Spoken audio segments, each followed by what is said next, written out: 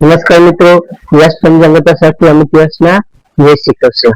આજે આપણે જોઈએ પવિત્ર પુરુષોત્તમ માસમાં અધ્યાય 6. તો પવિત્ર પુરુષોત્તમ માસમાં અધિક માસના અધ્યાય 6માં સવિસ્તર વર્ણન આપણે જોઈએ તો કે આ અધ્યાયમાં ખૂબ જ વ્યવહારુ અને મહત્વનો છે.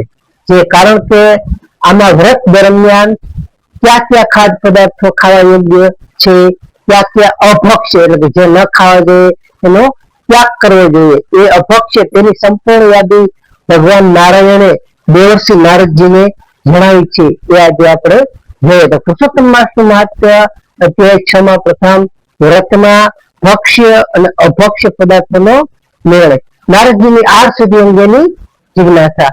5મા અધ્યાયમાં વ્રતના સામાન્ય નિયમો સાંભળ્યા પછી દેવર્ષિ નારદજીએ આહાર શુદ્ધિ વિશે પ્રશ્ન પૂછ્યો ભગવાનને. ત્યારે હે પ્રભુ, કે શાસ્ત્રોમાં કહેવાયું છે કે જેવું અન્ન એવું મન, મનુષ્ય જેવો આહાર લે છે તેવી જ તેની બુદ્ધિ બને છે.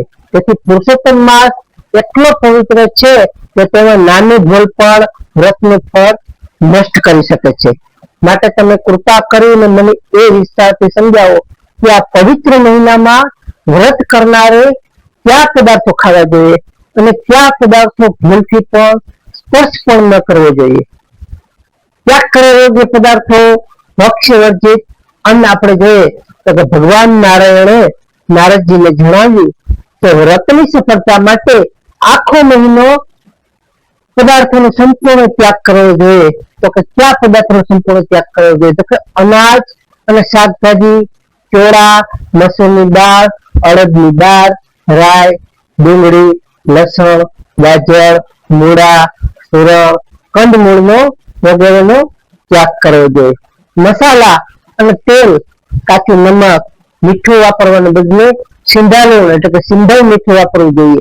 સરસવનું તેલ, તલના તેલનો ખાવાનો ઉપયોગ ન કરવો જોઈએ. ગાયનું ઘી સર્વશ્રેષ્ઠ માનવામાં આવે છે. અન્ય પદાર્થો એટલે કે વાસી ખોરાક, લોખંડના વાસણમાં રહેલું અન્ન, બીજાના ઘરનું અન્ન, પારકું અન્ન, મધ, કાસાના વાસણમાં ભોજન કરવું અને નશીલા પદાર્થો કે વગેરેનો ત્યાગ કરવો. આમાં ધાર્મિક મનાય છે. રવિવારે કે અન્ય પવિત્ર તિથિઓએ આમળા અથવા તુલસીના પાન ચાવવા નહીં. ગ્રહણ કરવા યોગ્ય પદાર્થો ક્યાં તો કે ભક્ષ્ય અને સાત્વિક અન્નમાં આપણે જોઈએ તો કે ભગવાન નારાયણે આગળ જણાવ્યું કે જે લોકો એક ટાણું એટલે દિવસમાં એક જ વાર ભોજન કે ફળાહાર કરીને વ્રત રાખે છે તેઓ આ પવિત્ર પદાર્થો લઈ શકે છે, જેવા કે ધાન્ય, દાળ, ઘઉં, ચોખા, ડાંગર, જવ, મગની દાળ, તલ અને વટાણા પવિત્ર માનવામાં આવે છે. શાકભાજી અને ફળો, કાચી કેરી, પપૈયું, કેળું, ચીભડા, આદુ, જીરું, મરી, કેરી, સેવ, સફરજન, નારંગી, અન્ય ઋતુગત ફળો છે એ ઉત્તમ ગણવામાં આવે છે. દૂધ અને ઘી, ગાયનું દૂધ, દહીં, ઘી હોય તો શ્રેષ્ઠ ગણવામાં આવે છે. માખણ પર વ્રત કરનાર માટે પરમ પવિત્ર અને શક્તિદાયક આહાર ગણવામાં આવે છે. હવિષ્યાન એટલે કે ઘીમાં બનાવેલી લાપસી, ખીર, શીરો કે ખીચડી જેવા સાત્વિક ભોજનને પ્રભુ પ્રસાદ માનીને દિવસમાં એકવાર અવશ્ય ગ્રહણ કરવો જોઈએ.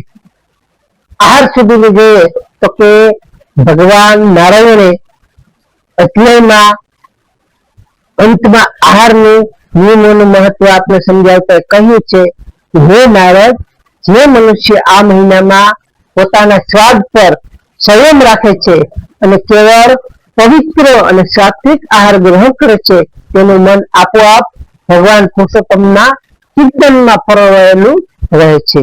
જે વ્યક્તિ આ આહારના નિયમોનું ઉલ્લંઘન કરીને અભક્ષ્ય પદાર્થો ખાય છે તેનું વ્રત ખંડિત થાય છે અને તેને પુણ્યને બદલે પાપ લાગે છે. પરંતુ જે શ્રદ્ધાપૂર્વક આ નિયમો પાળે છે તેના શરીરના રોગો હંમેશા માટે નાશ પામે છે અને આત્મા પણ અતિ પવિત્ર બને છે. અધ્યાય 6 નો હવે આપણે બોધ જોઈએ તો 6થા અધ્યાયનો બોધ આપવામાં આવે છે કે જીભ ઉપર સંયમ.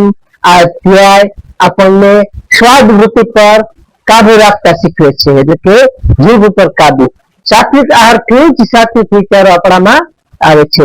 ભક્તિમાં શિસ્ત, ભગવાનની પૂજા એટલી જ અગત્યની કે આપણી દૈનિક જીવનશૈલી અને આહારની પવિત્રતા પણ છે. હવે આપણે આગળના 7મા અધ્યાયમાં ભગવાન નારાયણ પુરુષોત્તમ માસમાં કયા કાર્યો કરવાથી કરોડો ગણું ફળ મળે છે અને અક્ષય એવા પુણ્યની પ્રાપ્તિ થાય છે તેની દિવ્ય કથા આપણે આગળના અધ્યાયમાં જોશું. તો આ અધ્યાયમાં ઇતિશ્રી પદ્મ પુરાણ અંતર્ગત પુરુષોત્તમ માસ મહાત્મ્યનો ભક્ષ્ય નિર્ણય નામનો 6થો અધ્યાય સંપૂર્ણ. બોલો શ્રી પુરુષોત્તમ ભગવાનની જય.